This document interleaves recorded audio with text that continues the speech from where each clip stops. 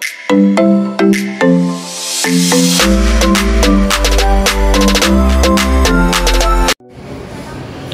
Assalamualaikum, selamat pagi. Ni dah pukul 8, Siti berada kat sini lah.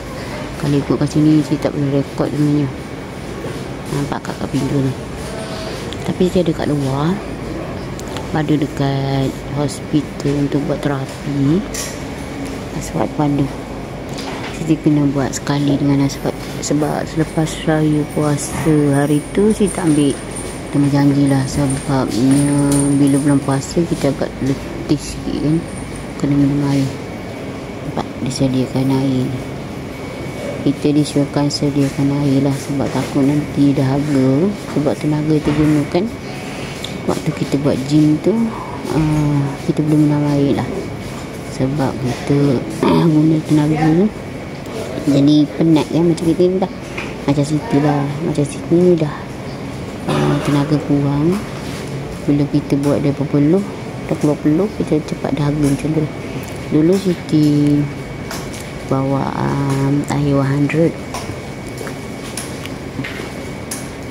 akak ni, macam Siti juga pakai tongkat.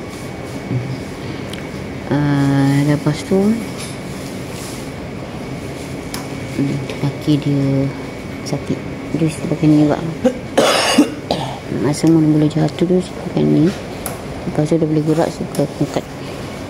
Pakai yang ni je. Macam mana?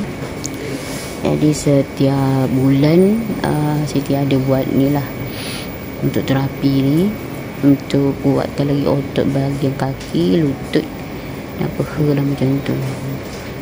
Buat ni dia gym untuk bahagian berat badan dia lah. Sebab dia lebih limit pada usia dia.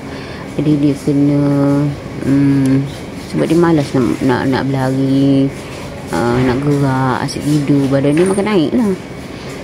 Last dia demam pun ni, dia timbang turun dalam 10 kilo ke macam tu, sampai 10 kilo rasanya. Berat dia 1.2 tak macam tu lah. 10 kilo dalam 1.1 macam tu lah turunnya. Tapi yang ni dah banyak makan, tak tahulah macam mana. Tak nak cakap lah, kita tengok timbang dia nanti. Itu je bagi Siti lah. Siti dulu ada buat gym, lepas tu kesan dia tak banyak lah nampak kesan dia. Jadi Siti ditransfer ke bahagian kolam. Tapi buat masa ni kolam rosak, jadi Siti kena transfer bahagian gym lah. Masalahnya bagi gym ni, Siti kalau buat gym, Siti akan demam.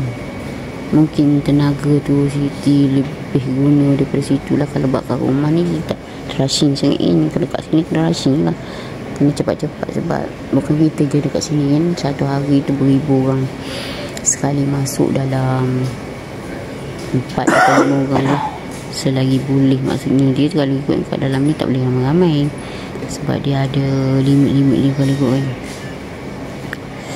Lepas tu ni tak ada lagi dia orang masuk. Kalau ikut dia start dia pukul 8, Siti punya 8.30. Tengok macam mana lah masuk kejap lagi. Tapi kat dalam Siti tak boleh rekod sebenarnya, tak dibenarkan. Ok lah, sampai sini. Jangan lupa like, subscribe, support Siti di video-video seterusnya. Assalamualaikum, bye.